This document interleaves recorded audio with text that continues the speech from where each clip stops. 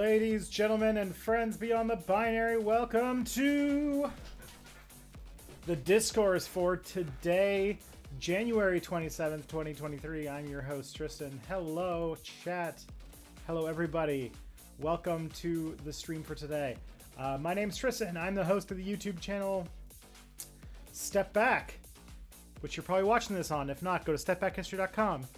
And if I'm also the co-host of It's Probably Not Aliens, the podcast where we, debunk ancient astronaut stuff.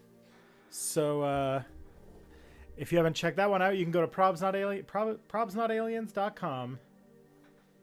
If you wish, I stream on Fridays at noon. And if you wish to support my work, you can go to nebula.tv/stepback or patreon.com/stepbackhistory. Or use your free Amazon Prime Twitch subscription, or if you are feeling really spicy, super chats, bits, Twitch subscriptions, all very welcome. My latest video is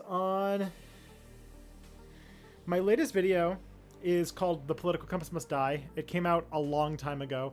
My next video, though, is coming out right after this stream is over. So right at 2 o'clock when the stream ends, I'll be releasing the next Step Back video. And I've been told by people that it's decent, so I'm looking forward to seeing everyone's reception of it. If you want to submit questions to the stream, I'll put a link in the chat, and that's a way that we can collect it. We hang on to these questions for a month, so if you don't get your question answered now, it'll show up at some point. And yeah, so that's the place to go. I just put it in the chat, but it's going to be on the screen, I think, pretty much the entire stream. Oh, yeah, I turned all of this off to film a video, and now I have to turn it back on. There we go. Yeah, so that's that. And if there are any new people in the chat, please make yourself known. Yes, the video is already up for people on Nebula. That is true. If there's anybody who it's their first time here, say hello, because we have a really great community in the chat, so please say hello.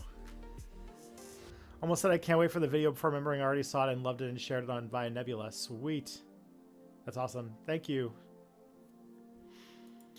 And yeah, all right. With all of that being said, I should call Mia, get her up in here.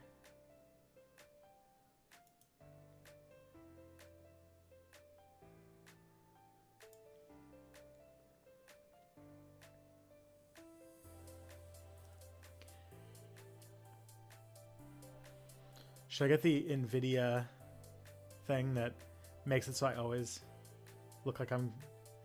Hello! Hello? Greetings, Earthlings! I forgot that I kind of forgot to set up the stream before the stream was going, so I've been running like a mad person, like between my bedroom and my office to get the camera and microphone working. Oh no. So... But shit works now, so hi. Yes. Hi, everyone. Hello. I was thinking today as I was looking at the stream, like, do you see that new NVIDIA tool that makes it so that no matter what your head is doing, your eyes are always making eye contact with the camera? I hate the concept of that. Also, like, okay, can I tell you a thing that I've been bothered by this? Sure. The thing that annoyed me so much about this fucking tool, about looking onto the camera, it's like,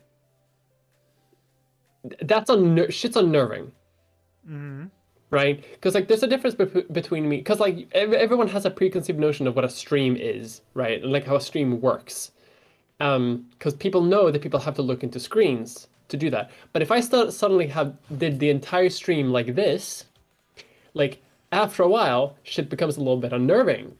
You start turning into that that like 2008 meme of like the what's it called? Creepy ex-girlfriend or whatever? Yeah, exactly. Classic meme culture. You're going to do that now? Oh, boy. I've been saying, like, shit's creepy. It creeped me out, too. Like, I don't really see the point in it. I don't know. Because, like, when do you need to look into the camera like that? I guess it's useful for, like, if you're recording video. But, like, I don't know. It seems to be a solution looking for a problem. But anyways, guess, or if you're a newscaster, that'd be useful. I guess, yeah.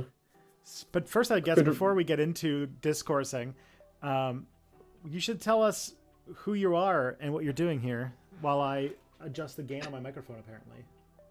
All right. All right. Sorry that I'm so fucking loud. Hi everyone, my name is Mia Mulder. I'm a YouTuber who does videos sometimes. I was supposed to have a video out in 2 days, but that's not happening. And I also co-host the medical history podcast Leech Fest, which is good, I think. Excellent. And yeah, that's the main things that I do on the internet. Sweet. They're good things. I am going to be, at the end of the stream, emerging covered in blood and viscera with a new video. This one almost killed me, I have to say. Many such cases. Yeah, this one Making YouTube videos is hard fucking work. It is. And also, I didn't anticipate a few key things like that a baby's first month at daycare, the month is almost over, and oh, I haven't changed cameras yet. I should probably do that. There we go. What's it called? That time that you were creepily looking into the camera, it was just to me. Perfect. That's great. I love that. Yeah, so what I've learned is that daycare is great when he can go. My kid has currently not made it through a single full week of daycare. Because the first week he was there, he got sick. And then the second week he was there, he got a rash that they said he had to go see a doctor before he could come back for. And this week, we could only book a doctor's appointment for Monday morning, so he only did a half day on Monday. So no. Seriously, a 0 and 4 for making it through the entire week for January. And that meant that, when you have videos to film and edit and read and research and everything like that, it makes everything a lot harder. So this video that was supposed to come out on January 16th is going to be coming out January 27th, like you do. Like you do. Many such cases. Mm-hmm. Do you have a sponsor for this video? That's like good with the delay? It is, yeah, it's Curiosity Stream. It's sponsored by, It's the bundle. Classic. I'm a bundle. I'm what's it called? I'm in the bundle tier of the family. We love the bundle tier. We stand a bundle, the pity bundle. It's not the pity bundle. Not for them, for us. It's still not the pity bundle. I was making a joke. I know. It's the sponsor where if you can't get any other sponsor, they give it to you. It kind of is though. That's why like all my videos have been sponsored by them or like Adam and Eve. Do you... I love sponsoring my videos. I don't know why. I don't know. Yeah, your stuff. You don't even talk about sex like ever. No, not really. But let's have a conversation about like. They're like, Mia, you're the troubles of masculinity. Like all Mia, those sex toys. Mia, your acronym. You're one of the letters on the acronym. That's a sex for some reason. Yeah, I feel like it's not great for my channel though to like have that because they sometimes get flagged for like adult content. That's true. Which is not ideal. Yeah. Also, yeah, just like, I mean, there's sort of like this thing, and I think that we have talked about it too. And this is like an interesting discourse to even crack open with because it gets into one of your favorite topics, which is kink and pride. But the whole like insinuation, the implicit insinuation between being LGBTQ plus and sex, which is not necessarily there, but is sort of implicit that there's something more sexual about being gay than not being gay. Yeah, because we know that like gay people have more sex and are more sexual beings and are inherently sexual by virtue of existing than the straights. Yeah. I mean, It's it makes sense that the people who have the most sex are the ones where 90% of people don't want to have sex with you. yeah. I mean, it makes perfect sense. Yeah. But also like, yeah. On one end, it's a little bit like on one end, it's like a little offensive almost that they want to sponsor me that much. But also, money. Yeah, I like money. I like money. I like being able to pay my rent. It's great. I do like that. It's my favorite part about money is that I get to keep living in my house and stop not living in the house. Yeah. I like that I can pay for daycare. My favorite thing to do is keep living house. Mm-hmm. Map go change and keep living house. I can't. What's it called? I'm having trouble paying. I'm having trouble balancing my budget. Can you guys help me? And it's like food, clothes, and then living in house. This is legitimately what it's like, Tristan. Yeah, that's just a budget. That's just what rent is. Yeah, especially now that you're like in Stockholm. I imagine that Stockholm rent is not cheap because it is a city. No, it is not. Yeah, Stockholm is like Stockholm is a housing crisis that is like one of the worst in the world. So that's great. Yep. Someone sold a parking lot for $300,000. Dear God. The other week, a parking space for $300,000. Dear God. Yeah, I lived in the one of the most expensive real estates on earth, which was rough. But what happened was one of the reasons I moved to London and I left Toronto is because during the pandemic we were stuck in a like 600 square foot 1-bedroom apartment with 2 people who worked from home, and one of them was in meetings all day long. So we were trying to like, oh wait, hey, we heard that rent went down since everything shut down. Maybe we can find a new place. And it turned out that rent did go down, but since we had moved into that apartment, the rent had gone up by like nearly $600 a month.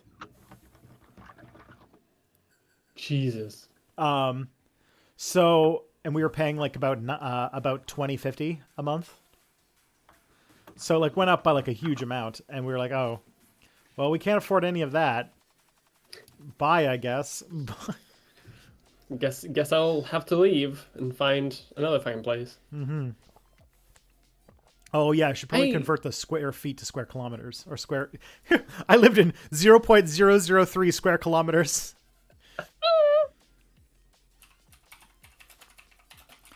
Do you guys use square meters?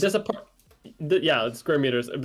My apartment is this apartment is a well placed duplex for 1.5 hectares of living space.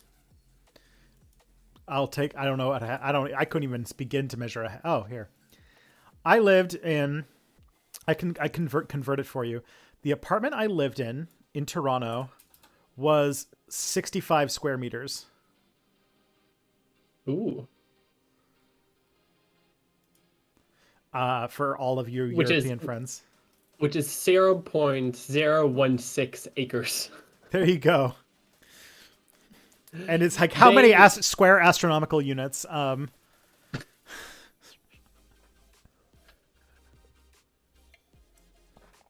Yeah, so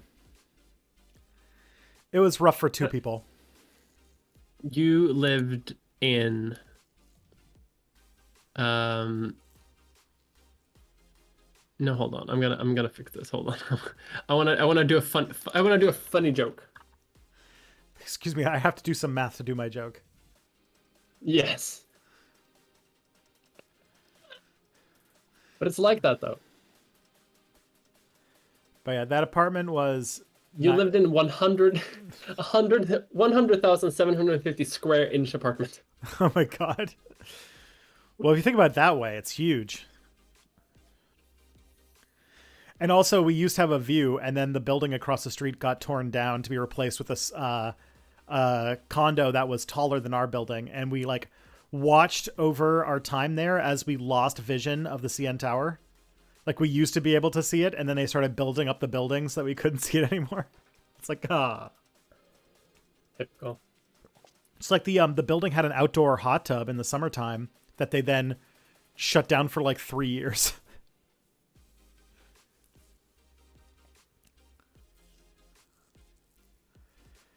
Yes, that was wild. Um, So, like, I kind of wish I had a soundboard for this stream where I could just like start playing, like, um, the East rises and just like put up a slowly fading in picture of Mao when we're talking about like housing prices for real.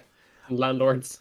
We and it's I mean honestly like it sucked, but also I probably had like one of the best landlord situations you can have because like I basically never met them and they never raised rent, and if anything broke, they just were like the kind of people who had so much money they're like, all right, I paid for somebody to take care of it for us. And like instead of and like he would do stuff like hey, my dishwasher's broken, and they're like, oh, okay, we'll just buy you a new one. Like, what? Okay. But at the end of the day, house is better.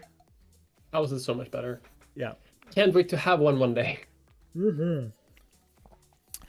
Here's the trick. Get yourself a wife with a PhD and a fancy nonprofit job. Lovely. Because we're certain as hell not paying a house on my salary. YouTubing is not like for the rich unless you're super rich. All right. I have to leave and like return in like 10 seconds. I'm very sorry. I had something that just came up right now, but I'll be right back. Yup. That sounds good. All right, friends.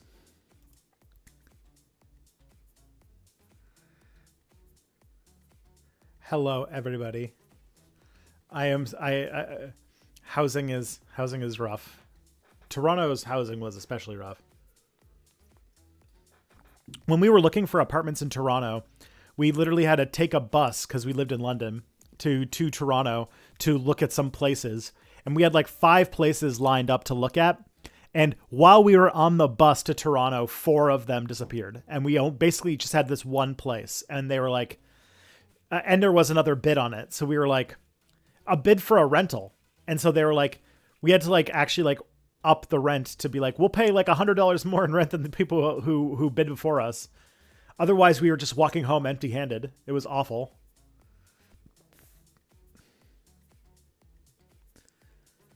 But it was literally like, here's the apartment, take it or leave it, basically.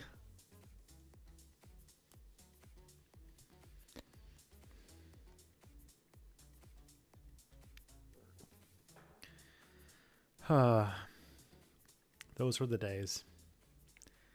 And I mean, like, it was perfectly fine for the time that we lived in, but then the pandemic happened and we couldn't leave, and that was not fun.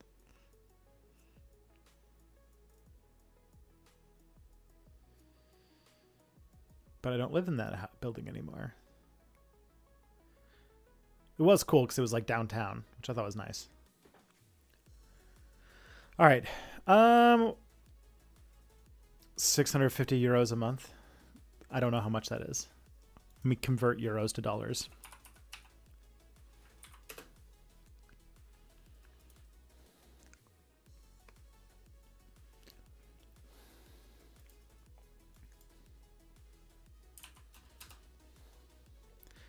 Okay.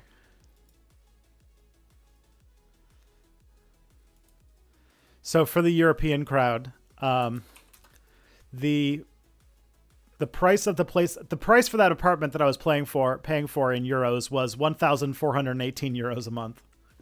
What? Yeah, what? Oh, you just came back for that? Yeah, I heard that part. That was my rent in Toronto. Jesus. But there's over 1,000 euros?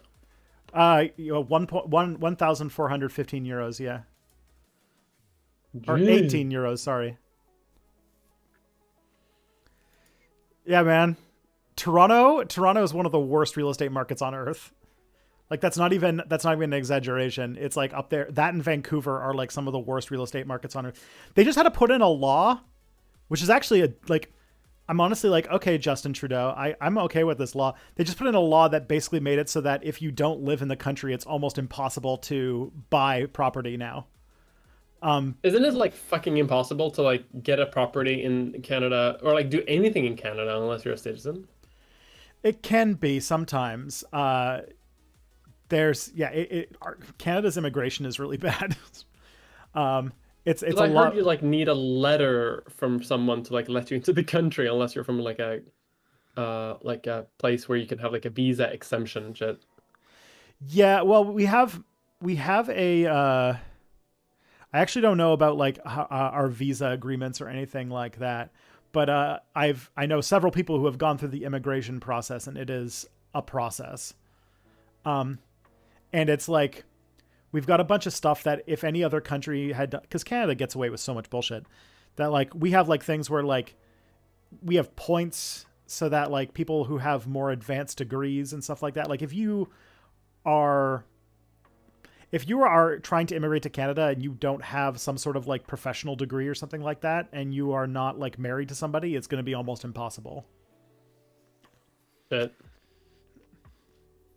Like my wife who had a fucking PhD, decided to just go down the marriage route because it was easier than trying to like get into the country with a fucking PhD. It's wild.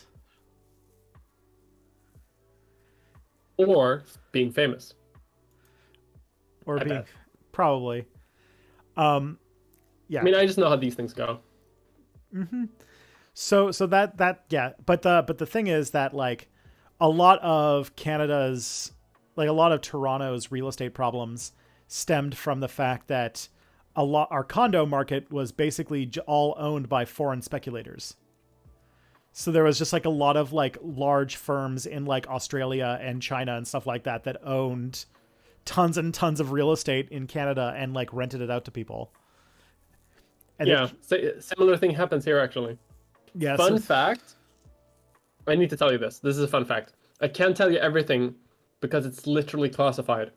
But as part of my like weird job now as a politician, I get to hear a lot from like local businesses and companies. And sometimes there are like big disputes between corporations.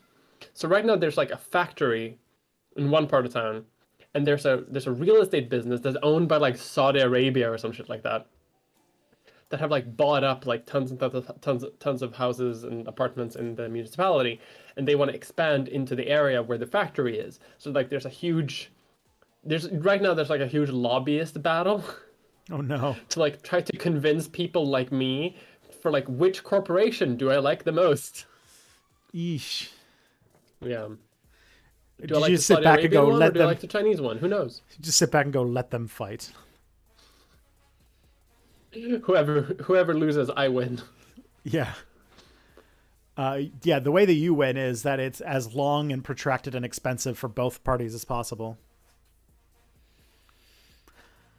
Yeah, I mean, ideally they lose because that makes the government look bad.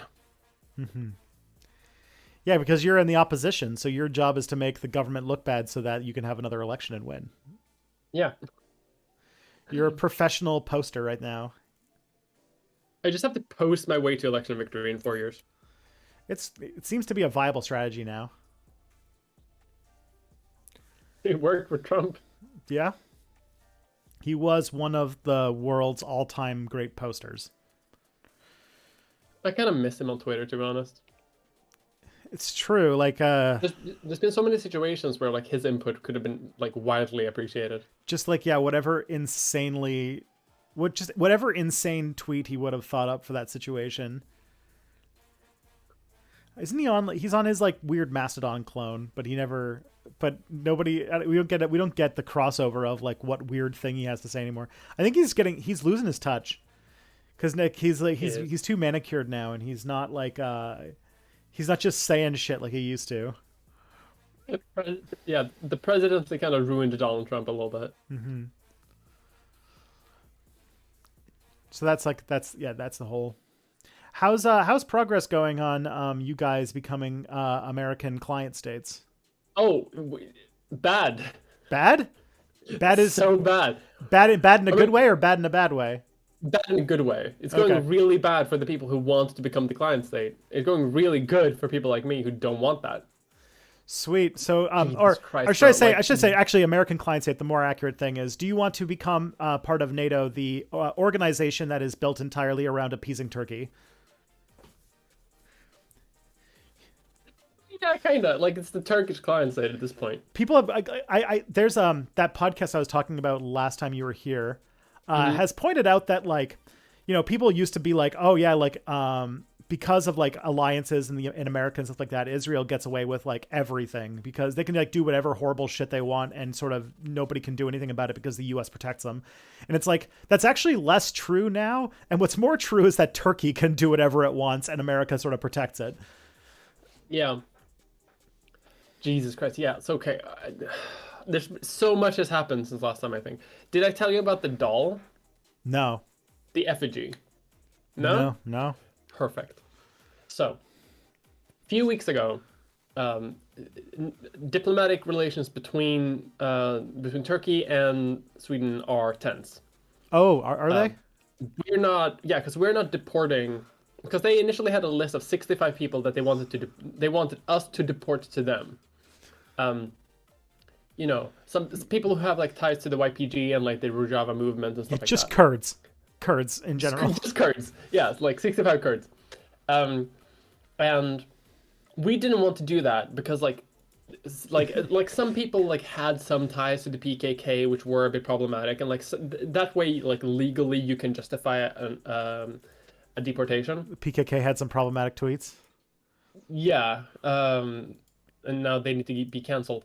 But like most people like didn't, and like unless you can deport someone within the legal framework of Swedish bureaucracy, we can't do it unless we change the laws to do it, or we like bend our own laws, which Swedes are like, we don't want to do that. Like we would love to change the law, but like we don't want to.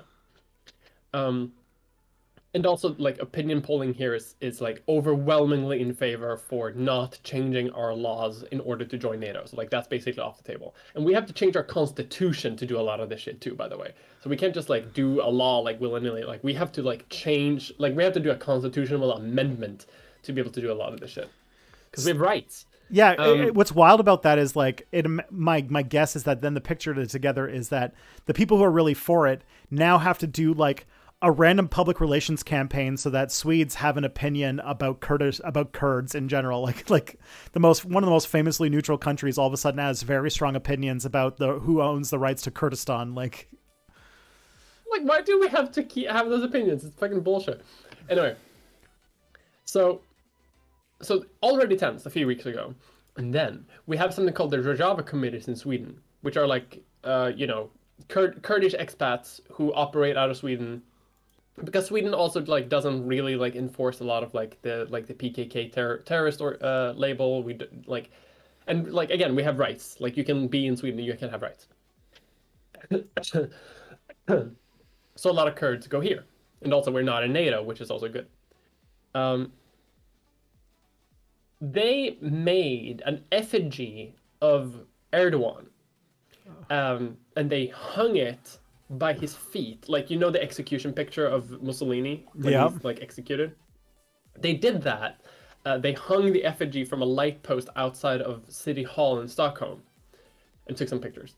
And I actually know the person who made the effigy, because like I know some cool fucking people in like the anarchist Kurdish movement. They made that, and suddenly like Erdogan loses his fucking mind. Because a lot of Turkish diplomats say that this is like a mock execution, that this is like a threat to a person's life. Holy the police shit. The police initially wanted to like open an investigation into whether or not this was like slander somehow, because like you were calling him a fascist, but that was dropped very quickly. Erdogan needs to get over himself so hard. He does. He like he for sure like searches his own name on Twitter. Just to find people to argue with. Well, he's the guy who wanted to arrest a comedian for saying that he looked like Gollum. Yeah. So that happened. Vibes are now off. Huge discourse within Sweden being like, how do you stop this from happening? Because the Turkish are now demanding like repercussions against the people that did this. But you can't, because we have free speech. and like we take that shit pretty seriously. There's no way to stop them from doing this. Like, it's kind of distasteful, not illegal. No, you can't stop them. And so like, like even more discourse within the country, like Turkish diplomats like are returned from Sweden. A meeting with our Speaker of the House is cancelled. Like pretty huge. Like they keep capturing and castrating your what's it called, your orphans, and turning them into soldiers, janissaries. Yeah, we keep stealing their food. So like that happens, and then another day of protests happen, and two things happen on the same day. One, the Rojava committees have like a huge demonstration. The doll shows up. They put on like a huge poster of Erdogan's face that people get to like march over and like with dirty boots. It's very fun. So that's the based protest. But also at the same day, we have this Danish motherfucker who's called something Paludan. And he likes to come over from Denmark and tour Sweden to burn Qurans. And he does this in order to like aggravate. Yeah, he's European. Yes. Yeah, exactly. He does this to like aggravate them. Like he wants to cause riots, so that then he can point at the riots and be like, look at how violent they are. And he did this outside the Turkish embassy the same day. And those protests have essentially like made diplomatic ties extraordinarily rotten. Like they are garbage. Like the vibes are so off. And the Swedish embassy in Turkey had to close down for like a day or something because of counter protests. There were a bunch of diplomats got sent home. The Turkish foreign minister basically said that like that Sweden isn't like condoning terrorism, and because we weren't arrested, like you can't be in NATO. And some Turkish official basically said that like there's no point in allowing Sweden to join.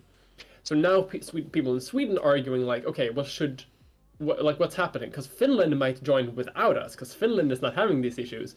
But if Finland joins without us, then we're alone as not being in NATO in all of Scandinavia. So chaos, and I love it. But also, maybe no NATO, and I'm very happy about that because I don't like NATO. No one does, except for all the people who it benefits. I just want to make sure that this didn't get passed. Got 2 raids while we were talking about the NATO thing. Streaming the video games and my homie Tutaro both rated. Thank you very much.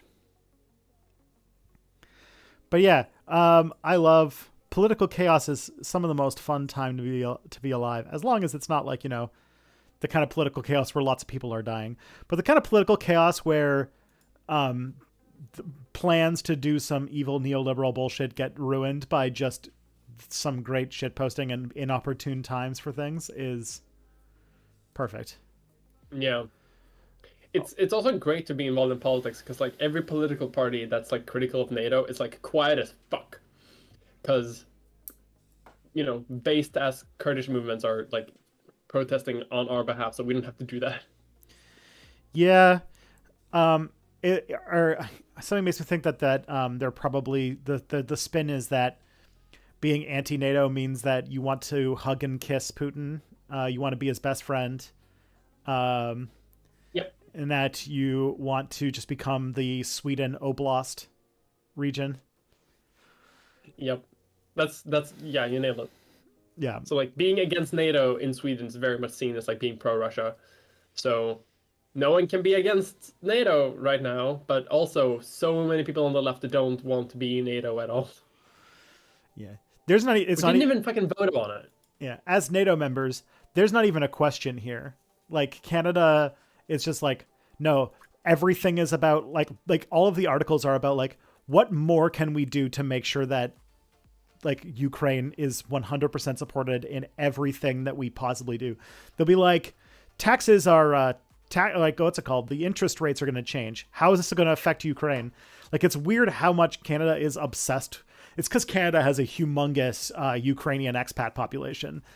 So every political party is trying to dive as hard as possible to be like, maybe Nazis aren't that bad after all. Go Ukraine. Like literally I can walk around my neighborhood, and my neighborhood is like a bunch of like social democrat type people. And there's like there's one person who last summer grew like a sort of blue and yellow flowers in his garden as like a thing.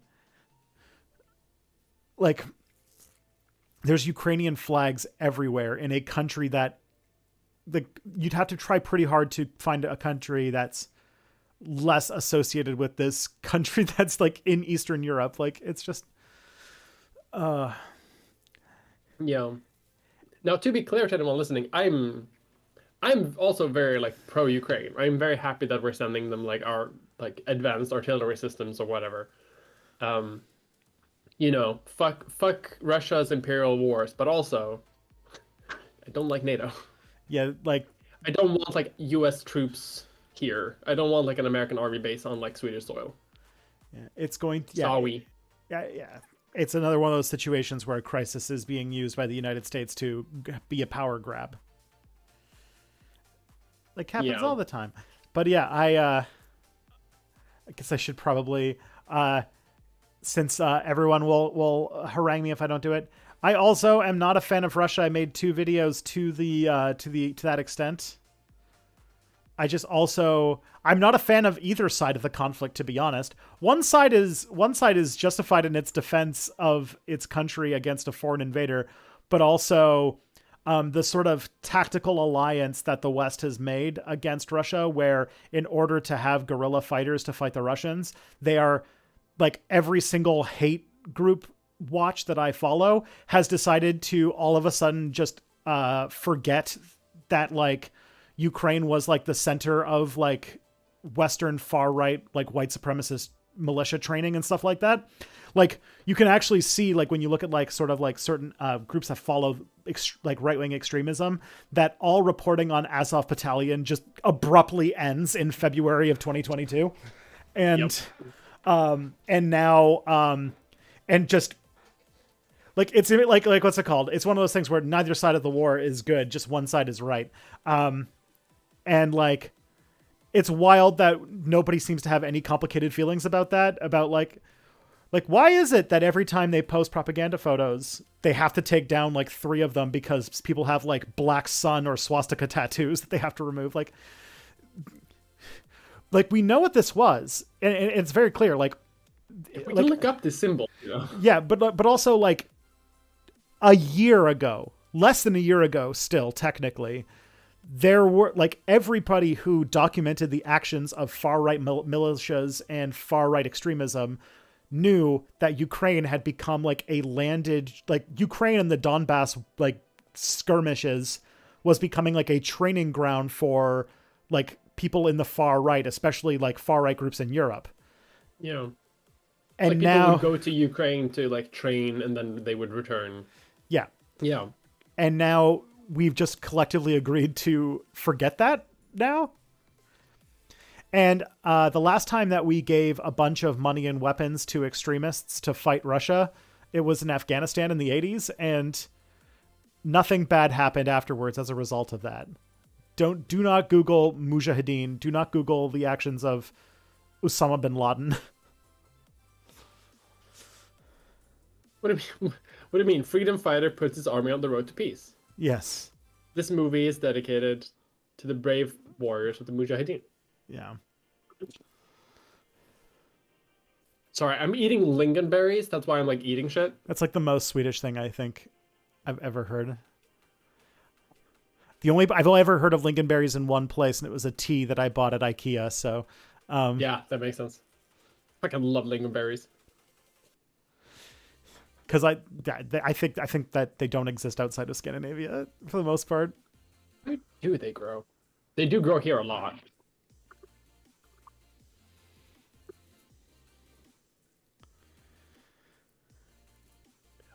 Have we answered any questions today, by the way? No, we didn't have a whole lot, Perfect. so I was trying to give people time to put them in. It is native to boreal forest and Arctic tundra in Europe, Asia, and North America. Well, thank you 255 for the 2 GBP. Russia, it grows in Canada. Okay. Like, it probably grows where you are. But I guess you don't have like a food culture surrounded around lingonberries like we do. I guess there's like, because like there are berries, but like the general rule of thumb is don't eat them, they're poisonous. So, which is probably not true, but that's like sort of the things I've been told. Swedes are so much different because like I remember growing up and like people saying, but like, oh, it's a berry, taste it, find out. Give it a shot. If it tastes good, then it's probably good. Yeah, so that let's see what we do have questions. We have 4 of them. I suppose we could do those so that we don't miss out. But the first also, one, ask more questions, ya bastards. yeah. This is like political improv. We need a thing from the audience. Okay. Points. So, the first question is, okay, it's a bit of a mouthful, so I'll just try to read it. It's actually really funny that the political improv is, I love that. The imagery. Mm-hmm. All right. So, what, if anything, should you say if you go into a safe space for a group that you're not a part of, and you see people talking about an idea that you believe to be pseudoscience or a conspiracy theory? So, I recently followed a Native American Twitch streamer. I went into their chat earlier tonight, and they were saying the land bridge theory is racist propaganda. I went back and forth with them in their chat a bit, and I think that what they were saying, the streamer was really angry and ranting a bit when I came in. The fact that we keep finding older and older evidence of humans in the Americas means the theory natives originally came from the old world in the Ice Age is just propaganda to justify an idea that nobody owns the Americas, not even the, quote, Indians. Native Americans probably evolved in the Americas to start with, meaning that they're truly native. Once I understood that that's what they're saying, my head was like, yeah, I need to leave or I'm going to say something shitty about what you believe. And I left their chat to type this question. Okay. So, yeah. What's the status of the land bridge theory? Because I know it's been like going back and forth a little bit. It's still like genetic testing shows that it's fairly well established. When it happened is more the question, and how many times it happened and stuff like that is more the thing. But also,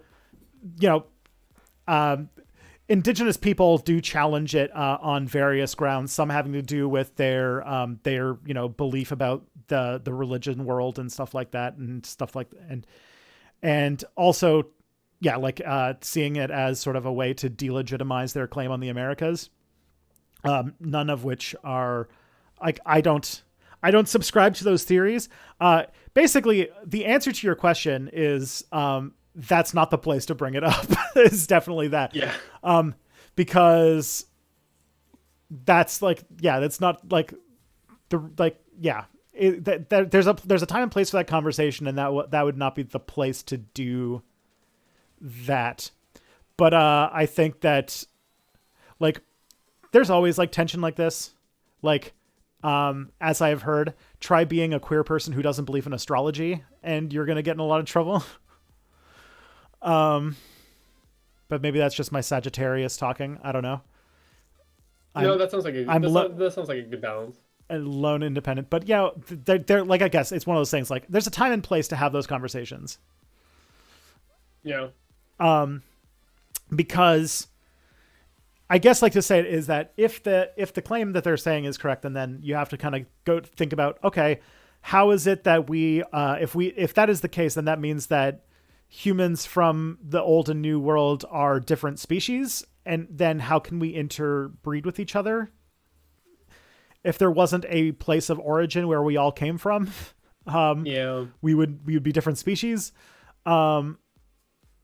And I feel like sometimes like culture and religion and like historical archaeological science, like, oftentimes don't mix very well. Yes. And so basically it's just like, there's a point of just respecting people's right to believe what they want if they're not hurting anybody, and just sort of be okay with that. One of the hardest parts of me, being a shitty know-it-all 18 to 22-year-old new atheist and growing into being a grown-up is learning that sometimes being right is not the most important thing in the world. Which sucks, right? Sometimes people who you think are wrong are not hurting anybody by doing so, not even themselves. Yeah. Like, because I feel like it's different when people talk about like anti-vaxxing stuff or like disbelieving medicine, because at that point you're like actively hurting people. Yes. You know what I mean? So like, I think that's the sort of line to draw, right? Like, are you causing people like hurt by the thing you're doing or not? Yeah. And so, because like the other thing too, like I recently did an episode of the podcast where we talked about the 2012 apocalypse, and I remembered that that I had, because like when the 2012 apocalypse happened, I was living in a situation where I had a lot of indigenous friends, and a lot of indigenous people took the 2012 thing a lot more seriously because it was tied to like the Maya people and all that kind of stuff. But like for the most part, like I was probably a dingus about it then, because 2012 I was 24 years old and just not a good person. I was not a good guy back then. But very few people are. Yeah. I feel like basically almost everybody who is over the age of 25 regrets everything that happened before the age of 25 for the most part. Yeah. Anyways, but basically to kind of round that out is, yeah, there are times where, being right is not the most important part of a situation, and just kind of roll with it. There are times where that debate can be had, and that is if the debate is actually to be brought up. Like when it comes to what to teach in public school, that's a different question. But when somebody is talking about, indigenous issues, to come in and be like, well, actually is, yeah, not great. The Mayans didn't see 2012 as the world's end, but they did see it as like, they were kind of, depending upon the kind of groups, there were some like hardcore Maya people who were seeing it as like, oh, this is going to be the apocalypse, or it's going to be like this big event that's going to shake everything. But most Maya people treated it like it was sort of like a cool version of the year 2000, like the new Backtune.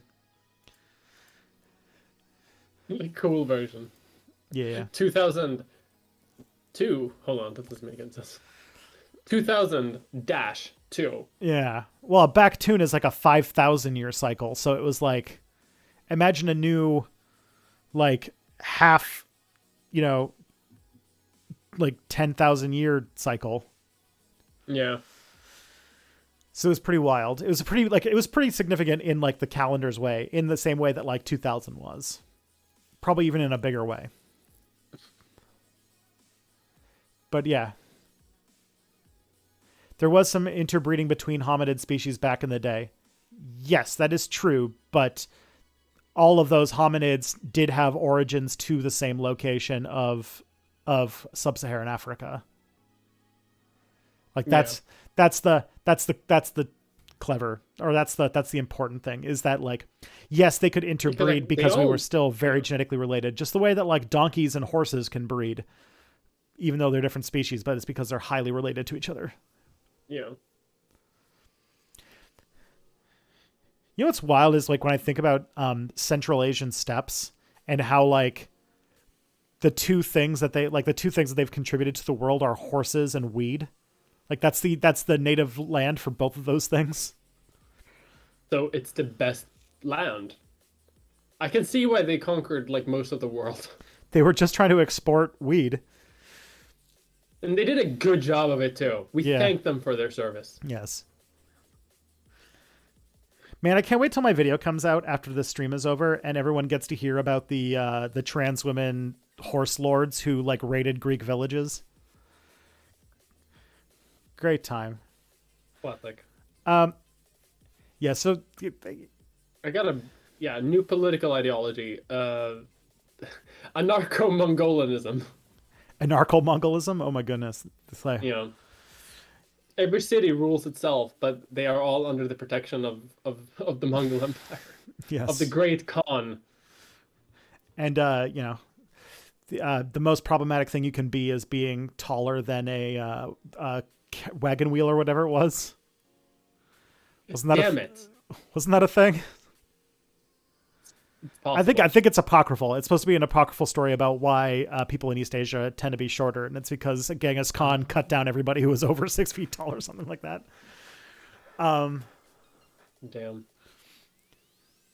Marxist Scythianism. Anarcho-Scythianism is actually a pretty cool sounding. Anarcho-Scythianism. Yeah. I'm writing a manifesto on cyber socialism. Sweet. Which doesn't sound as cool. I want to rename it as like anarcho cyber Scythianism. Nice. I was thinking today. I was out walking and I realized that I run a lot of D&D games, and all of my D&D games, the general thesis behind them is basically anarcho-primitivism all the time. It's just like, oh, technology is evil and will destroy us all. Anyways, it's a good premise. Yeah. Though. But yeah. So the next question is for when Mia Mulder's on. Suppose Canada and Sweden teamed up to stop It's Probably Not Aliens and Leechfest. Good luck. Go into hiding. What countries do you move to so you can continue podcasting? So where do you run away from if you got kicked out of Sweden? Where would you go? I think that's the way to answer that. Yeah, probably Norway. Oh yeah. I just moved. Not after the next video comes out. Oh no. You're gonna have your Norwegian credentials taken. No, why? Yeah, like my brain says I'd love to move to I'm trying to think. I'm like a place where I know the language, where the politics are either as equal or lesser in offensiveness to me than Canada.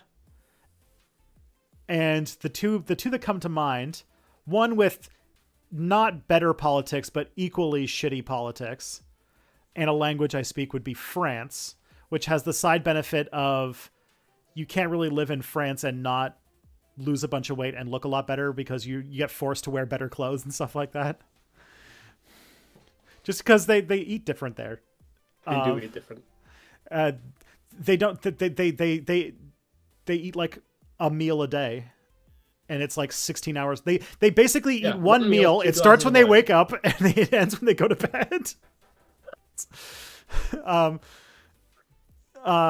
And it's like the entire thing is like 600 calories the whole day. 600 calories of food, 1,200 calories of wine, and then that's it. And they all live to be like 90 years old, and they all have good clothes. That's my... Okay, like, there's a lot of things to shit on French people for. They dress decent.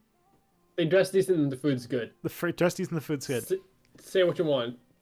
Good food. If I wanted to go to a country where I also spoke the language and there was marginally better politics, it would be Ireland. Ireland seems like it'd be a pretty base place to go. The only problem is that Ireland does seem nice. The only problem is that it's this weird thing where like it has a semi-socialist government, but abortion's still illegal. So I don't know. No, it's not. Oh, it's not? They legalized it finally? Yeah. Abortion. They did that a few years ago in 2018. Okay. Sweet. Yeah, 12 weeks you can have an abortion now. Okay. You know, it's like that's not great, but I'll take it. It's better than nothing. Yeah. Yeah, abortion services commenced on January 1st, 2019. Sweet.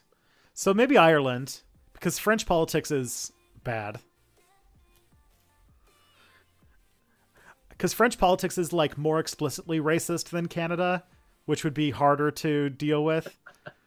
They are, yeah. And it also has its own Justin Trudeau. Like a Macron. But you do get to be part of some cool fucking riots and not like weird riots. That is true. Their politics suck, but also their protests are kind of based sometimes. They had the whole Yellow Jacket movement before it became shitty. Yeah. They had it for the 0.1 second it was actually based. Ireland isn't socialist. I guess not. I mean, like, what's it called? It's just its government is like Republican right now, right? Like, it's just like, isn't like Sinn Féin the government right now? And the president is like this, like, the president literally looks like a leprechaun and brings his dog to all of his meetings. He does look like that. You can't deny that shit.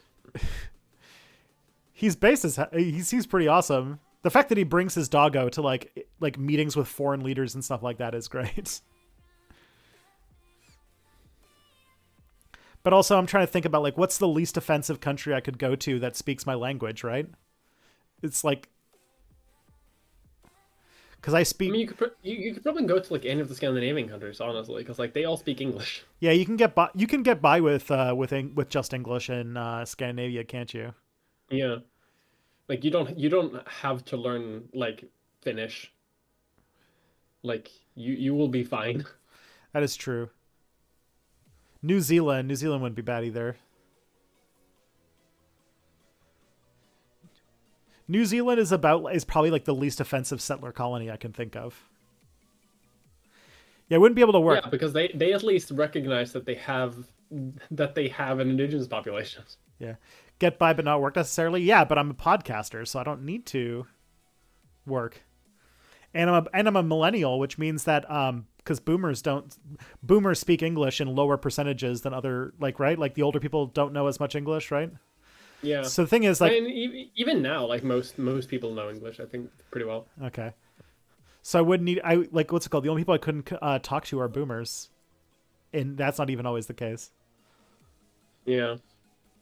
But also, like, if you went to like Stockholm or some shit like that, like you can definitely find work here without having to speak. Like, you just need to find like a good company. Yeah, it's Which, not. It's wild easier said than done. Yeah, it's wild for me because Canada's got like rules about this shit. Like, you have to be able to speak English or French to work in the country. Like in Quebec, if you want to get a job, the language of business has to be in French. So you have to know enough French to be able to work in it, which is not great. But the thing is too, and this is like a rare thing about like, there's like this like linguistic hierarchy in Canada because most provinces don't teach French that well. And so, but the problem is that because French is an official language of the country, the federal government requires everything be in English and French, which means that if you want to work for the federal government, you have to be bilingual, which means that the people who grew up in like Quebec who have to learn English tend to get overrepresented in things like the military and the federal government because they actually know both languages, while like, people in like Ontario or Saskatchewan or something like that don't tend to know French. Yeah, like it's like Canada is bilingual in the sense that like there is one area that speaks French and they have to learn English, and then everyone else just speaks English. Yeah. I've heard something like Canada wants to invite about 2 million new people in the near future.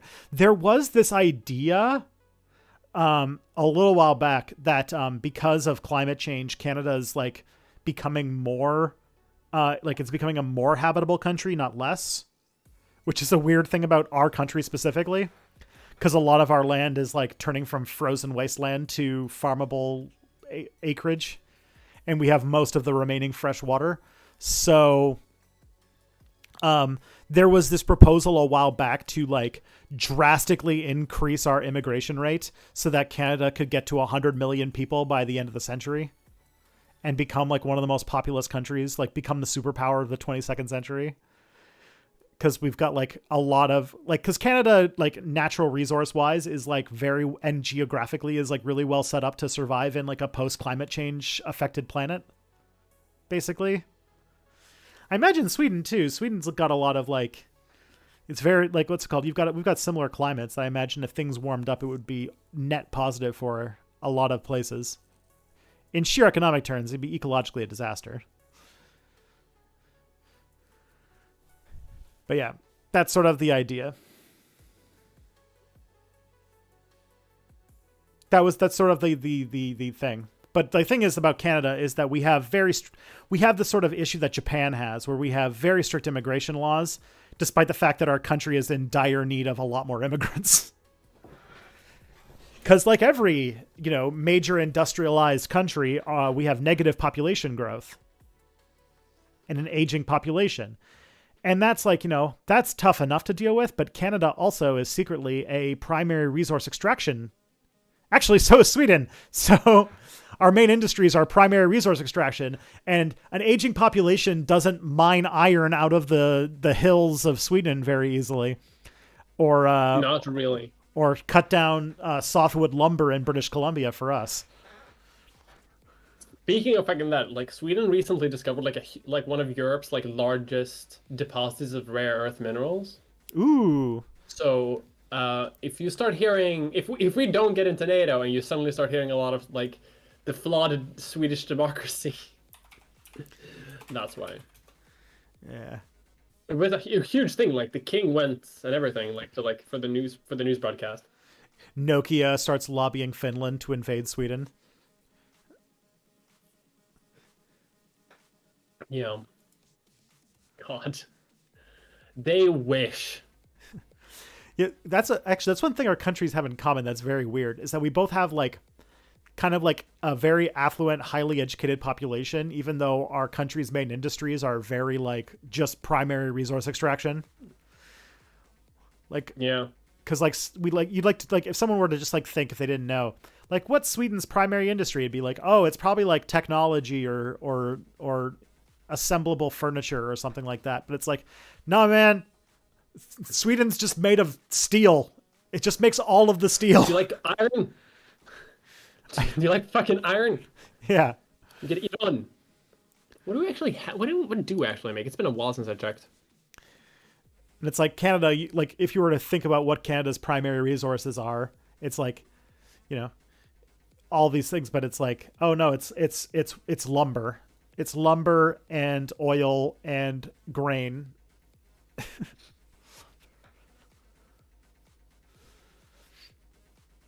Service industry. What the fuck does service industry mean?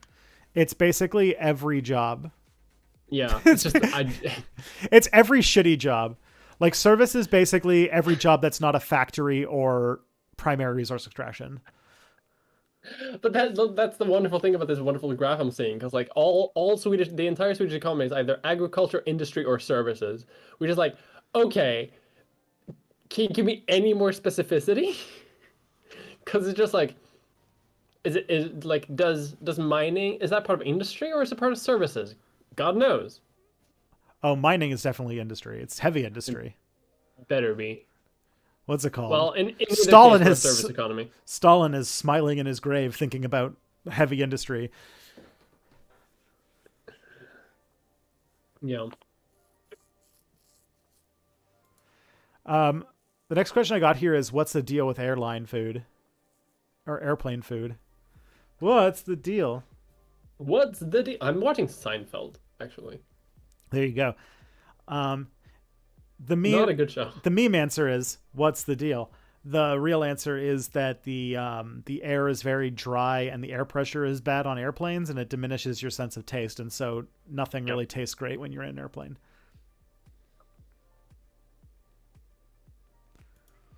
Yes.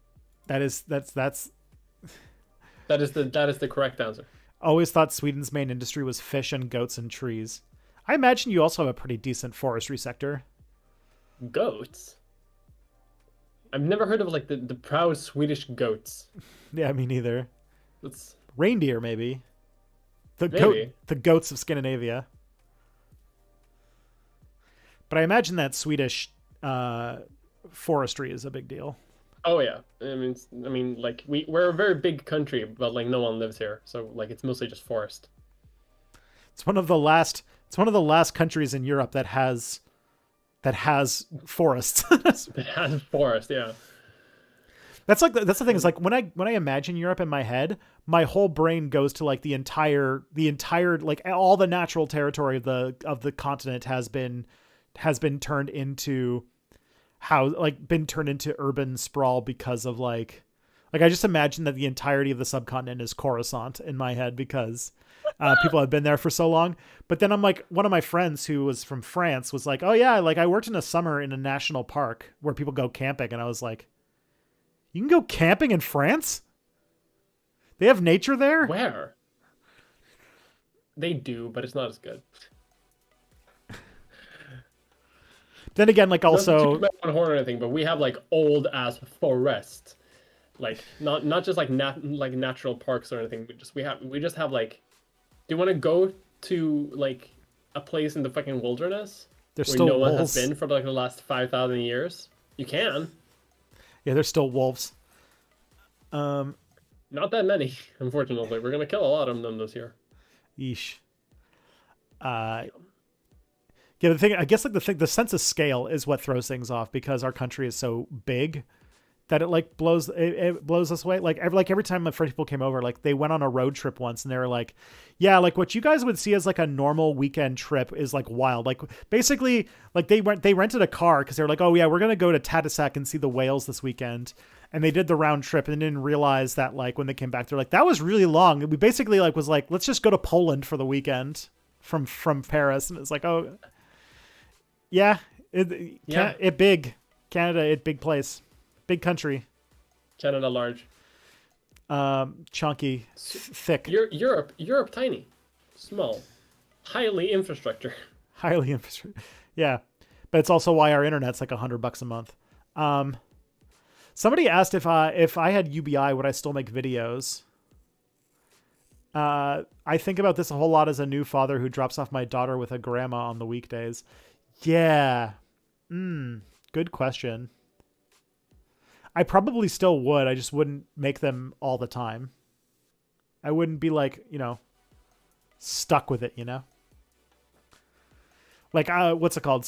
I basically have to make a video every month for many, many reasons. And if I had enough money that I could pay bills without having to do that, I would probably do that. I would release videos when they're done is the answer. Yeah. Because that sounds like a accurate thing. Mm-hmm. Yeah, because like daycare is not cheap, so although it's wild. So when I was first, this will be like a little bit. So when I was first setting up my son for daycare, we chose the place that we were going to go to, and the price was $1,300 a month. Let me see if I can get this for you so that we can all translate. Currency converter. Let's do this. So it would have been 977 US dollars or 899 euros or 10,076 kronas. Yeah. So it was a lot. But then like this law came into place and we got our invoice for our first month when he was about to start. And like the price had like been cut in half. And it seems to just be going down every month because there's this new law put in place. It's like the first time the government did a thing and it actually like affected my life in a positive way. And I was like, I didn't even know governments could still do that. That's wild. Yeah. All right, let's see what this is. There's a mid-2000s BBC drama about Nero, the guy who invented burning CDs. In that show, he forces his slave lover to dress like a woman rather than them doing it voluntarily. Did the sources you look at mention that as a possibility, or is it something that the people that wrote about that made up? So here's the part about both, right? Probably both, because Nero was basically a psychopath. But here's the thing about the history of Roman emperors. It's in the hindsight of time, it's nearly impossible to figure out what is an actual thing that a Roman emperor did and what is just straight up propaganda made to slander them. Mm-hmm. And so, yeah, you're talking about the whole thing about like Nero's wife, and whether or not Nero like whether or not Nero forced a slave to dress like a woman and be his wife because this Sabina kind of looked like his ex-wife who he had kicked to death, or whether Sabina was just a trans woman. And I feel like a lot of those explanations that people went to in the past are very much like the transgender version of how so many single women in the late 1800s had very, very good friends that they lived with their whole lives. Yeah. And are sort of coming back for critical reevaluation. And this is one of those cases. But it is hard to tell because I feel like Nero is one of those people who was so genuinely insane, but at the same time also was so, like, Nero feels like one of those people that in due time, we're going to find out that he was just a brutal Roman emperor that then people had a whole bunch of shit made up about him afterwards in order to sort of sell the story that he was a bad emperor and needed to be killed. Right? Yeah. Because, like, a lot of the stuff is, like, he was so cartoonishly silly. Like incompetent and stupid. Like, they basically, like, were like, oh, yeah, it's another Caligula, basically. They love doing that shit though. Like every time a Roman emperor is like bad at their job, you know, the propagandists go into play and like they just write like hours and hours and hours of like monologues about like how they fuck horses and they sold the entire treasury to like buy drugs. Yeah. Shit like that, you know? So it's hard to suss out, and but I gave the evidence anyway because of I think that if it is the case, it's an interesting case and one of those ones that's kind of coming back for critical reevaluation. Like how that medieval Hebrew poem that I put was thought to be satire for many, many centuries before people were like, actually, this just reads a lot like somebody writing a poem about gender dysphoria in the 1300s. And unfortunately, that's part of doing history, especially like history that old, is you kind of have to just be like, well, I don't know. Yeah. There's a lot of question marks, but you know, given what we got, you can kind of piece that together a little bit. And the same story is going to come up. I mean, you made the whole video about Elagabalus, and all I did in my video was say, go see Mia's video about it. It's a lot better. That's not true. Your video is very good. I think it's good. It's a mile wide and an inch deep, and it's intended to be so. But if you really wanted to delve deep into the Elagabalus thing, like again, Elagabalus is another case where, as a Roman emperor, they weren't very well liked, and so how much of and also in the Roman Empire, the worst thing that you could be was in any way womanish, and so how much of like Elagabalus' stuff was like a genuine situation, or was just a post hoc attempt to be like, look how bad this Roman emperor was. Yeah. And unfortunately, like, you kind of just have to like roll with that until we get more stuff. Yeah. And I feel like you can't like a lot of stuff with history, like this is a big part of like historical because it's very impossible to like have an objective view on history, right? Just because of this thing, just the fact that like historical sources are oftentimes biased themselves. So like you can make a historical narrative that like paints Elagabalus as a trans woman, but you can also make one where she's propagandized, and they are both equally true. It's like Schrodinger's Roman emperor. Mm-hmm. That's why like, they're equally true in the sense that like obviously one of them objectively actually happened, but from a historical point of view, it's like either one of them could be true, and like we have no way of knowing which one. Yeah, until archaeologists dig up something new or we invent time machines, then there are multiple theories, basically, right? Yeah. And so imagine getting a time machine. I would love to get a time machine and like party with Elagabalus, though. Sounds like a great time. Yeah, I mean, yeah.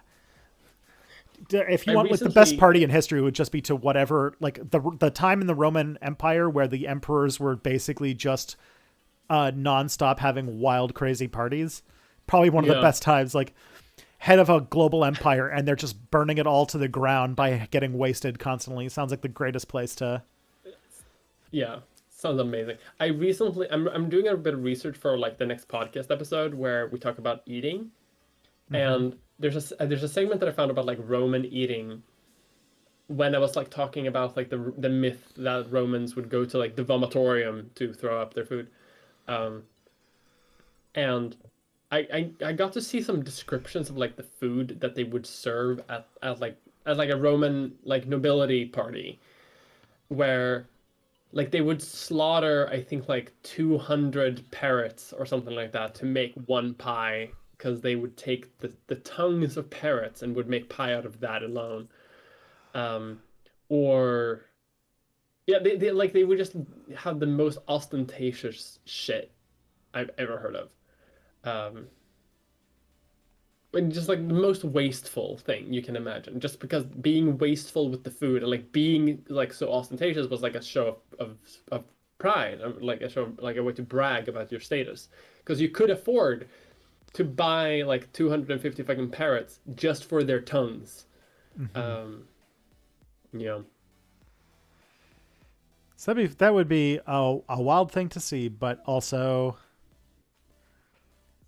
yeah, who knows? When I saw about the stuff about how like their food was um, like I don't know, the late Roman Empire was just a wild place. Like I saw that whole thing recently about this emperor who thought that there was a bunch of people who were plotting against him.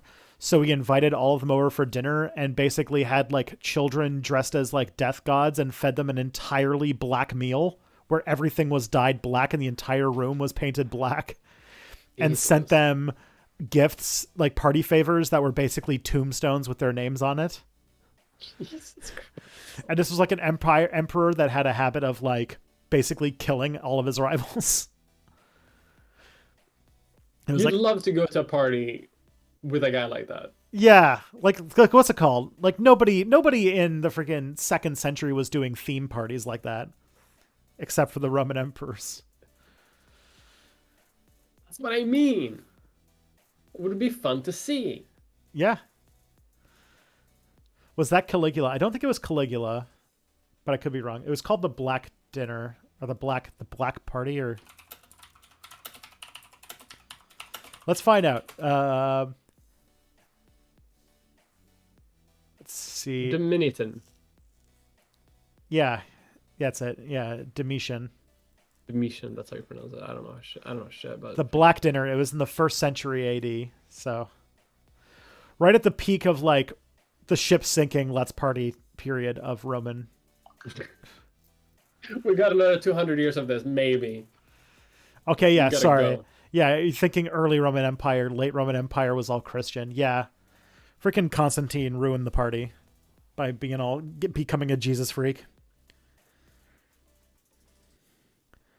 Uh, I did a mega campaign with the Paradox games lately, where the Empire split, and then one of them became a Christian and the other one didn't.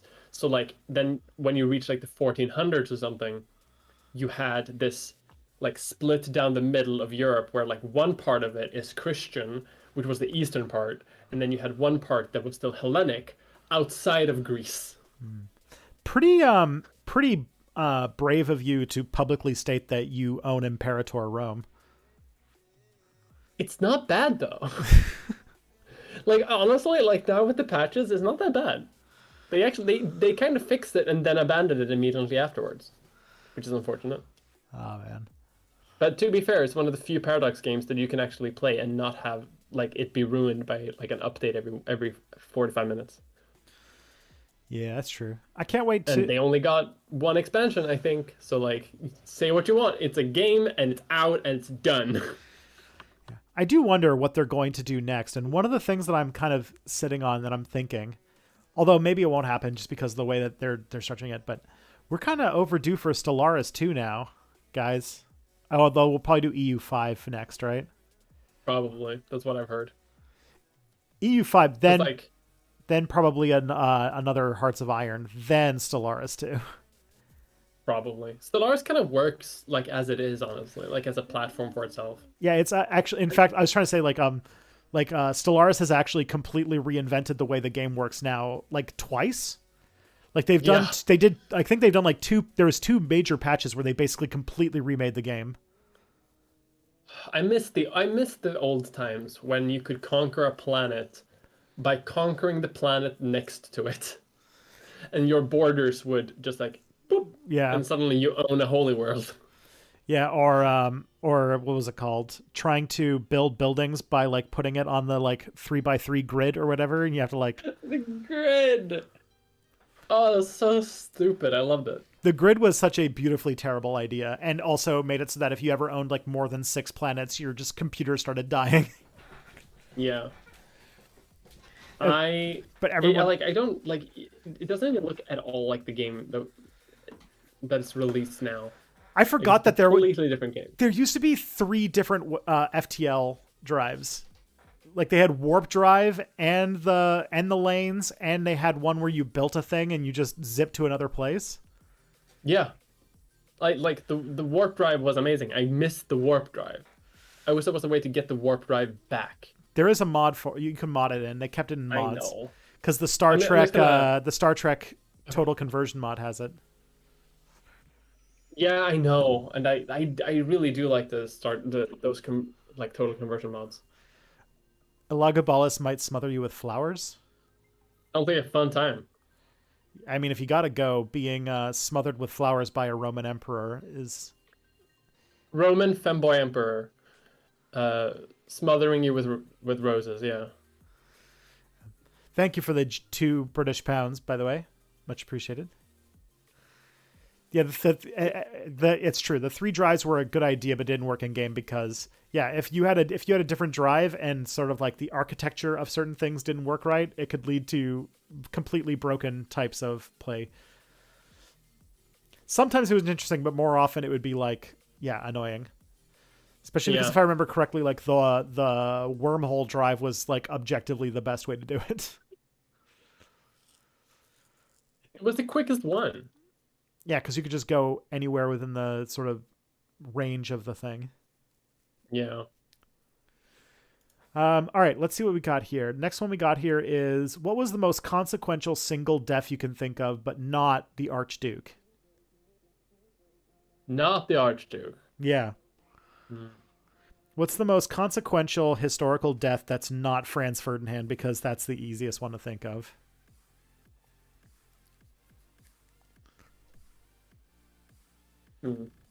Probably like, what's his name? The French king? Louis says? Maybe. He was definitely symbolic. Like Louis says dying definitely like changed the like you can tell that the like it's definitely a symbol of like sort of the political changing of the guard or whatever. Yeah. But Abraham Lincoln, I think I could go with that one. That one makes Yeah, sense. I was thinking about Lincoln too, but I don't think Lincoln is like the most. It's a big one, but the biggest one would be a hard one to gauge because Abraham Lincoln dying was basically what's it called? Like his successor had diametrically opposed views to how to handle the post-Civil War moment, and so America very distinctly changed course based on his death. In what could have been, man, yo, Harry Turtledove, maybe instead of writing about what if the Nazis won the war again, maybe you should do that one. What if Abraham Lincoln survived the assassination attempt? What if instead of what's it called? What if Andrew Johnson had been killed instead of Lincoln in the assassination? A better time. Yeah. Trying to think of another good one. Because you want to think about like, because I was thinking like Martin Luther kind of died young, but then Martin Luther was already like, he kind of like lost his flame by the time he died because he was like, you know what actually is great? The nobility. Everybody should start liking the nobles now. I've decided that all that stuff I said that was against the nobles, it's actually wrong, and now nobles are good. I mixed him up with Martin Luther King. Oh, In my head when you said that, so I was like, hold on, when did Martin Luther King talk about nobles? no. It's like what? It's an turn for MLK to start talking about like the aristocracy being good actually. Now, There you go. Swap the two and see how that goes. You have like Martin Luther King with a piece of paper about 99 things he doesn't like about racism and stapling it or nailing it to the front of Congress. Yeah, but honestly, that feels like that could work. But Martin Luther, though, was hugely, hugely influential, but then sort of sold out to and his audience didn't like him by the time he died. Yeah. Because John Calvin, or just not John Calvin, just I'm trying to remember who's the guy who's like the Calvinists are named after. Is it John Calvin? I think isn't it John Calvin? Either way, it's the Calvin. I don't know anything, but like I bet the Calvinists sort of really sort of took over the conversation after that. Take over the conversation. Well, because like basically right, Martin Luther's right. whole thing was that he was just like a prolific poster.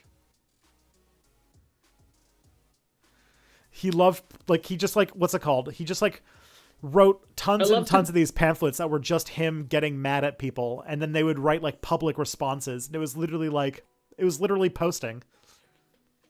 I mean, honestly, like I feel like the people who are most influential in the history of the world are just posters.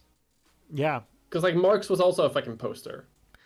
Marx was definitely a hardcore poster. Yeah, he wrote a lot of he was the way basically the people who really change history and ideas are the people who cannot let anybody be wrong and will post longer and longer screeds to prove their point. Like Marx's entire career was based on him looking at socialist movements and thinking that these people these people who are doing all this work don't understand why they're doing all this work. So I'm going to write incredibly long books about why they're doing what they're doing and then get mad at them for not doing it right. That was basically his whole thing was that all the socialist movements didn't have a theory behind their political project. Can you imagine Marx on Twitter? Marx on Twitter would be rough because would have been amazing. The problem though is that the 280 character limit would fuck. He would post like he'd be one of those posters who makes those like threads that are like 76 posts long. Yeah, he'd for sure make like thread longers or whatever the fuck they're called. Mm-hmm. He would have a Tumblr account. Yeah, someone said he had a fire Tumblr. He for sure would have had a Tumblr account. Yeah. And a Patreon. 2 followers. And a Patreon with a stretch goal that says, if I get to this point, I will stop living on Friedrich Engels' couch.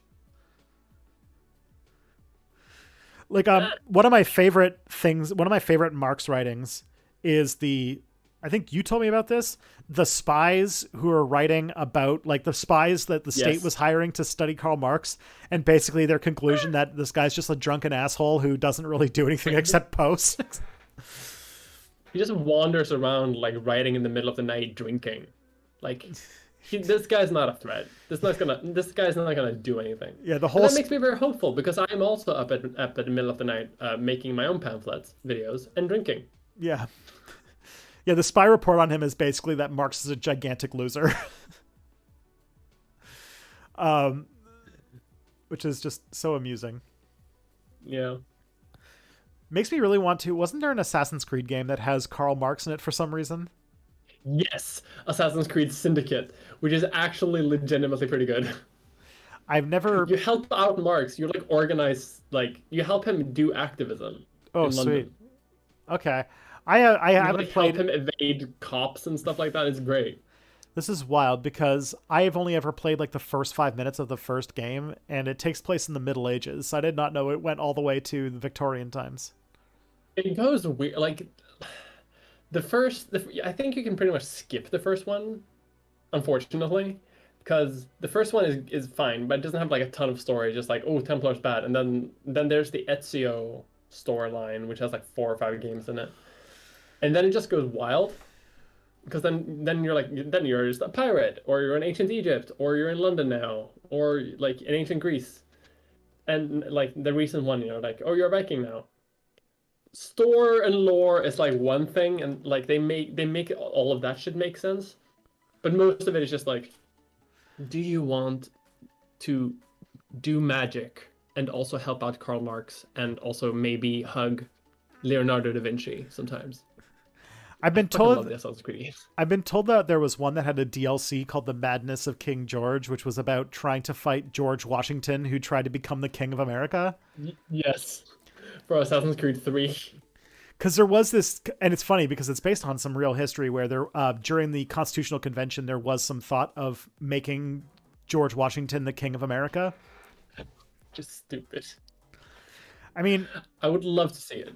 I love the idea too of the United States being run by Benjamin Franklin's concept of having a 5-person president council of 5 presidents. And that basically sounds like running America like it's a Swiss township. The 50 United Cantons of the U.S. No, you have one president per state. You just have the governors be in charge of everything as a big council. That's basically just the Senate all over again. I realize.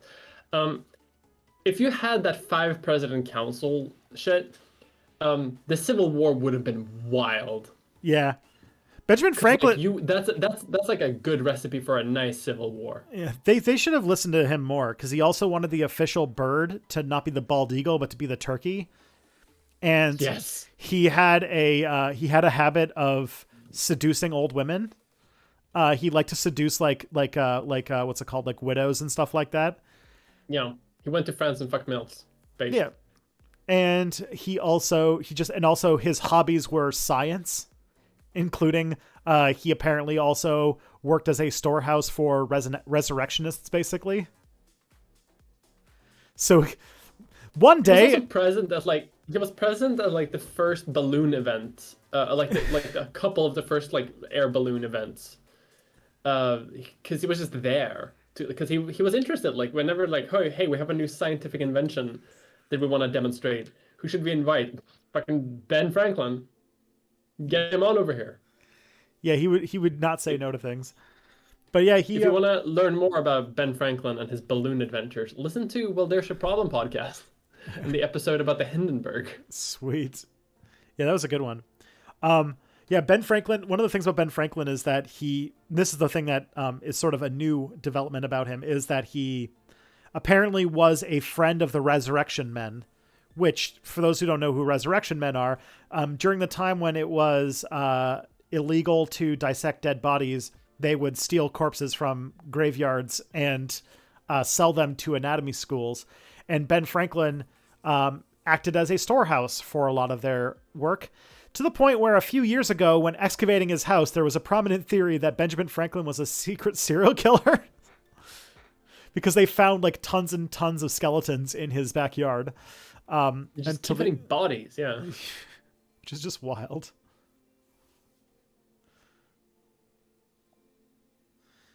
Yeah.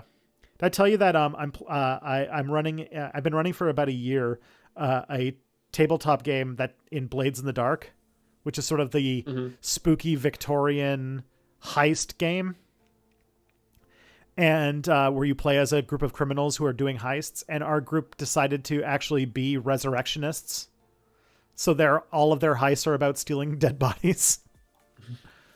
It's really wild. And then they start getting other gangs mad at them and stuff like that. It's wild. Okay, so next question we got that one. That was it. How likely do you think it is that North America will actually change for the better in the next 100 years? Next 100? You never know. Yeah, things can change very quickly. Yeah. I have a thought that in many ways I think it's going to have to. I don't like, the thing is that we're going to resist it every step of the way, but in many ways, like the realities of climate change, that how they're going to affect the world, especially with the like mass exodus of like, as a lot of the world becomes uninhabitable, there's going to be like climate refugees in numbers that we can't even comprehend right now. And a lot of natural systems that we relied upon for our entire lives are going to start to break down in that kind of chaos.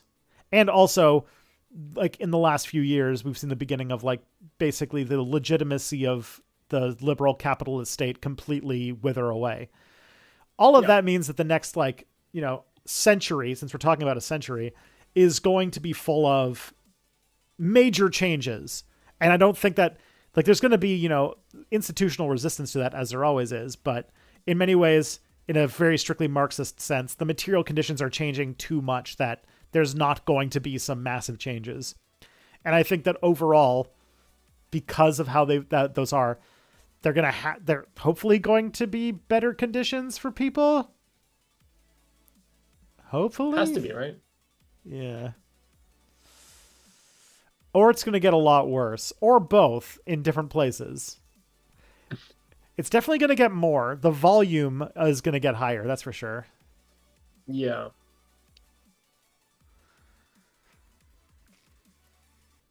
So that was that. That actually was the last question, though.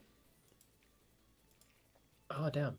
I think. But like, it's like to build on that. Like, I think the world is like very much like at like a juncture point where things have to, like where, as you said, like things have to definitely change. And if it changes for the better, I don't know, but I think it's going to be like change from the status quo in some way. You know what I mean? Yeah, there's a definite, I feel like no matter who you are right now, there's a definite feeling that the status quo as it is now is not going to be able to stay. Yeah. It's really not holding on in any long-term way. And I think history has in fact not ended. Yeah. And so will that happen in our lifetimes? Possibly. It's hard to tell. I feel like this year could be a big point for a lot of things because I don't know if you've seen some articles about this, but the world has had some intense weather in the last like 4 or 5 years to show that sort of the effects of climate change on extreme weather events has changed drastically. Like, I mean, wasn't like Europe like weirdly hot like a few weeks ago? Yeah, like first week of January, it's like summer weather. Yeah, that was weird. That was a weird week. Yeah, you'd go out in shorts like immediately after Christmas. Yeah, and the thing is, all of these events happened in the last few years under the La Nina effect, which is a period. Basically, like there's a whole thing about the way that the streams work in the Pacific Ocean specifically that mean that we're either in a state of La Nina or El Nino, and we have been in the La Nina sort of effect, which is the milder version. And we've been having all of these extreme weather events in the last 5 years in a La Nina period. This year, we're predicted to move into an El Nino effect year, which means that... And wait. Yeah, so there's predictions that 2023 and 2024 are going to have some of the most extreme weather ever seen. And like I said, like, what can beat, 20-something degree weather in Europe in January? I don't know. The hurricane season this year is going to be absolutely insane, though. That's true. And the thing is that if some of these things change in drastic ways, like some of the big ones that would change things is the Atlantic Gulf Stream changing in a big way, which is basically what, like, the reason why Mia lives at a much higher latitude than I do, but our weather is almost the same, is because the Gulf Streams around Europe make it so that its weather is a lot milder than it is here. If those change in any way, Mia moves from being in a cold but livable place to like a place that's like our northern climates, which is like where right now it would be -45 and it would basically be like that from like February until like, or from like September until like April. Yeah. Which in a city the size of Stockholm would be unlivable. Yeah. It's literally the premise of The Day After Tomorrow. Yeah. And so like that kind of stuff is like Europe's going to get super, super screwed by that. And is also going to cause some rainfall issues where a lot of places, especially places in the Middle East that are very sensitive to changes in water, are going to suffer a lot. So it's going to be a tough few years. And I'm hoping that maybe this is me Suicide, being folks. maybe this is me being too overly optimistic, but it seems like maybe the last 2 or 3 years that we have, like, it seems like something like the very very lazy refusal to do anything about climate change by major countries seems to be still too slow, but seems to actually be moving in some metrics. So it seems like we're actually starting to do stuff, which that combined with the extreme weather events might hopefully jumpstart this process. I hope. Yeah. We can only hope. But even so, we are, even if we stopped tomorrow, the effects that it's going to have over the next like 300 years are going to be pretty tough. And the way that politics works today, which is basically just colonialism with, you know, instead of countries running it, it's corporations in countries running it, is going to have to change. Yeah. But there is some hope because it does seem like we are doing something. And on top of that, there is some evidence coming to light that what we thought was going to permanently affect the climate for thousands of years might actually only be for hundreds of years, or possibly even just decades. So basically, like which is an improvement. Yes, because like we were under the impression that if we like went too far, that the runaway greenhouse effect would essentially make the world uninhabitable for thousands of years. But it seems that if we are able to turn things back around, that the climate will recover faster than we anticipated. Because it's changing faster than we anticipated, and they think that it might change back faster than we anticipated too. Which means that if we can get our shit together, we might not completely collapse the biosphere. We still will. It'll still be very collapsed, but we might have something. There might be something recognizable at the other side of it. That's my optimistic note. But like, I mean, Europe just flat out banned new combustion cars from being made. Yeah. Which I think is a really good thing. I think the European Union is like actually trying to get its shit together, but it's suffering from the same sort of issues that like NATO is suffering from where you have to get everyone to agree. It's suffering from the thing that NATO is suffering, which is America. Also that. But even so, like America did like a surprisingly good climate change bill last year. Like a shockingly good one. That was very like, oh, okay. I did not think America could do that. It had some really weird like payouts to get Joe Manchin or whatever on board, but it was still like, what? They banned combustion cars. Well, they didn't completely, like, they banned non-hybrids. I think you can still make hybrids in Europe. Yeah, like full combustion. It's not banned yet. It's gonna be like banned. It's gonna be like you can't sell new ones after like 2030 or something like that. So it's like still a bit like, but it's encouraging companies to like at the very least sell hybrids, and then I think the idea is that this is supposed to like phase out the combustion cars from the fleet. I've noticed here too, though, that's like they're adding sort of like electric car charging posts fucking everywhere. Mm-hmm. So some sort of progress is being made. Yeah, I'm noticing more often that they're on the road because they're very quiet, and I've almost been hit by them several times because I'm like, bah, like. Because they're just so quiet that you're like, because like we've been used to being able to like navigate your way around by listening to the sounds of engines and stuff like that. So yeah, you can like be like, oh yeah, like you like when you're turning this corner, you don't need to really look when you're crossing the street because you could hear if there's an engine there. But then like there's these cars that are like just completely silent, and you're like, ugh.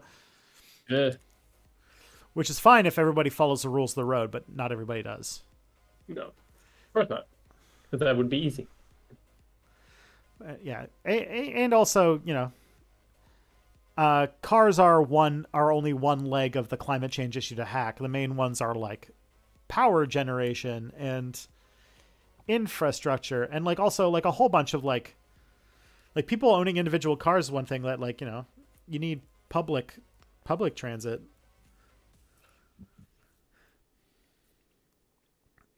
But yeah, it's gonna be wild.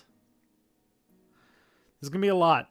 So all I'm saying is, to answer your question, is maybe that the next few years are going to be very important. So maybe do stuff about that if you want good things to happen. Because every city, its own tram system. I agree. Yeah, the tram is the superior utility vehicle. I'm gonna lose my fucking mind for fucking trams. I love trams. Trams are the best public transportation. Just objectively, they are. Yeah, we had a bunch of those in Toronto.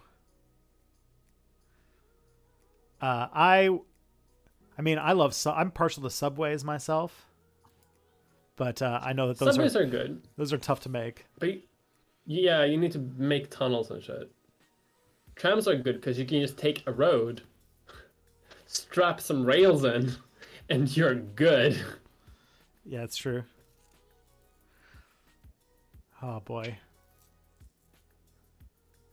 Now I want to play more City Skylines. I need to chunk your PC so I can play City Skylines and stream it at the same time, because streaming City Skylines makes my computer die. Yeah, I guess it's a tough game to. I've never played it, but it looks like it's got a lot of that sort of secret paradoxy. Like why is this 2D game making my computer die? For sure. It's simulating the intentions of 6,000 NPCs. That's why. Yeah. They're all thinking about where to go for dinner tonight. And they all making different choices, and they all have to drive there. It's such a fucking good game, though. I feel like you would like it. Is City Skylines really that granular in its design? Kind of.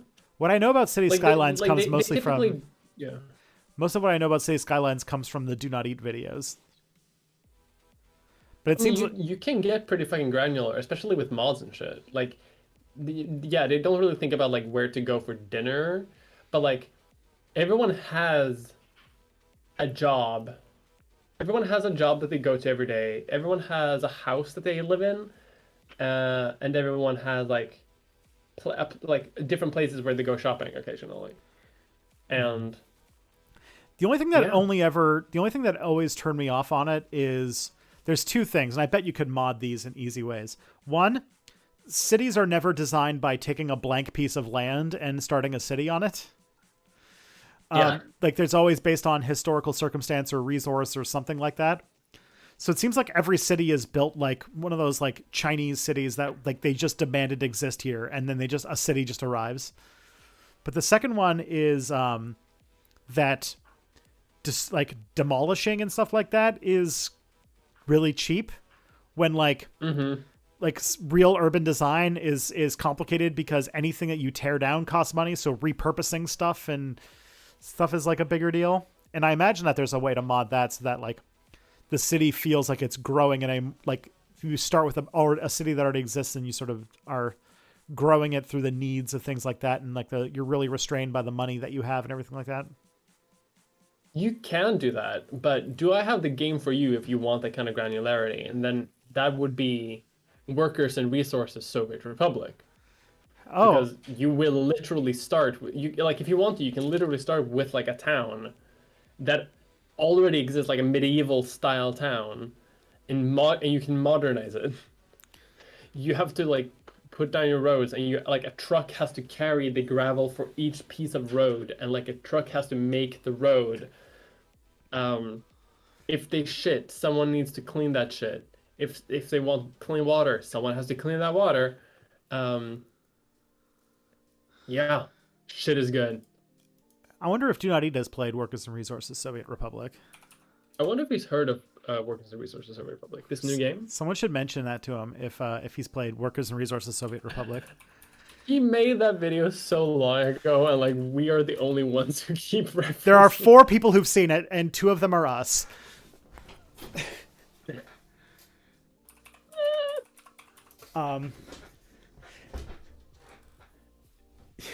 God I'm looking it up now. How many views does this have?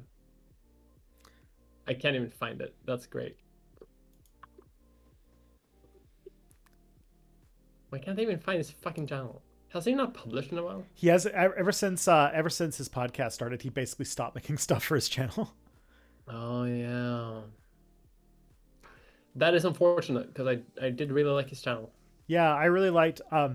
As a historian, I thought that that the Franklin series was like one of the best things that was being done, like studying American history. Yeah, he is allegedly still making it. Yeah, it's just like I feel like Allegedly, it does. Like, it's definitely not his prime project anymore. and also like that shit takes time. Yeah, You know what I mean? Like that shit takes a long time. so it's like I gotta figure it. I gotta find out if well, there's your problem. Is that big enough that that's their job, or do they also all have jobs? Which ones? The well, there's your problem hosts. Like, is that their job, Oh. or do they actually all have jobs too? Yeah, that's pretty much their job. Damn. They're like full-time podcasters. As far as I can remember, at least. I didn't realize that show was doing that well. That's wild. It's doing great. If you want to get like a huge pang of anime, check out their Patreon. Ooh.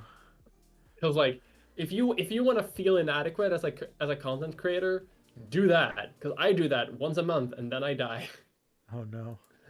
Because they are great at like attracting people to the podcast, and because they have a good dynamic, they have bonus episodes, they release reliably, and they're funny as shit. Mm-hmm. And also they've really tapped into sort of like the engineer market, because we're big in the historian community. We don't have jobs. The engineer community loves hearing about engineering. And is actually employed. And like well too. Yeah. Like engineers make decent money. Yeah. And also like half of Germany is an engineer, so That's true. If you make engineering content, like you get a grant from Germany. They just give you money for it. ah. That's why there's so many like farming simulators and shit, because they just get money from the German government in order to make them. That might actually be true. Like I think they actually do have like video game grants. Germans work as their hobby. Yeah, you know, we return from our job at the medical medicine factory, and then we have a glass of wine, and then we go home, and then we work on the farm in Farm Simulator, and then in the evening we go out and have some fun at either the BDSM club or at EVE Online, where we play another job. We go mine, and we build cool things, and then we have a glass of wine, and then you go to bed at 4:30 in the morning, and then you go to work again. I love Germans. That's the two genders of Germany is the disco or EVE Online. Yeah, you either go to like, yeah, that BDSM club, that's like Berheim or whatever the fuck it's called, or it's either that or you spend your entire free life in Farming Simulator 2013. There's They nobody have in a between. game called. They have a game now called World War Rebuilding Simulator, World War II Rebuilding Simulator. God damn. Where you just walk around like German ruins and rebuild. And it genuinely sounds fun. Yeah, I'm like, that game sounds like it could be good. Yeah. Someone needs to make a game based on, in that sort of fashion, based on one of my friend's dissertations, which was after World War II, figuring out what to do with all of the military equipment and stuff that you had built. Like he wrote his dissertation was on like, after Canada finished World War II, it had like, all like, what do we do with all of these tanks and bullets and like things that we had built, and like not only built but like we had contracted out for a war that would end like 2 years from now. So we've got all these factories that are purposed for building tanks, and we have like, you know, earmarked the steel to buy that for the next like 2 years. Like, what do we do with just all this shit? And the sad part is that a strangely large amount of it was just thrown into the sea. Yeah. And like a lot of it is degrading in a way that's going to be very dangerous to the environment. But also, a lot of that steel is also good because it's the only because it's a rare sort of like pre-nuclear power Yeah. steel. Mm-hmm. So, which is really good for chemistry. Yeah, for very, very, very sensitive radiation sensing tools and stuff like that. Yeah. Yeah, If you want to make a radon detection tool, that shit comes from old shipwrecks from the war. Yeah, there's a sort of like small industry of people going and salvaging World War II ships. There's actually legitimate piracy where people do that. Yeah. There's a type of piracy where people just go and salvage old ships, like illegally, because there's a huge black market for that kind of steel. Because people are doing it for Geiger counters. Oh my goodness. Yeah. So, but like I'm trying to remember what this was. But like that, yeah, like one of the things that was like in the presentations was like, how do you repurpose all of your munitions factories to turn them into something that can make stuff? So they were like trying to figure out how to take like, ATV plans and be like, how do we turn this into a John Deere tractor? Or like, how do we like they took a bunch of the glass that was being made and repurposed it into making like stage clothing and stuff like that. And I was like, when I saw that presentation, I was like, I've never seen so many quotation marks around the term military in military history in my life. Yeah. But it was a really cool idea. And then you could imagine that Germans would love to play a game where you have to take all of these munitions and figure out how to turn them into economic growth. That sounds like a board game. That legitimately sounds like a Eurotrash game. Yeah. Marshall Plan Simulator.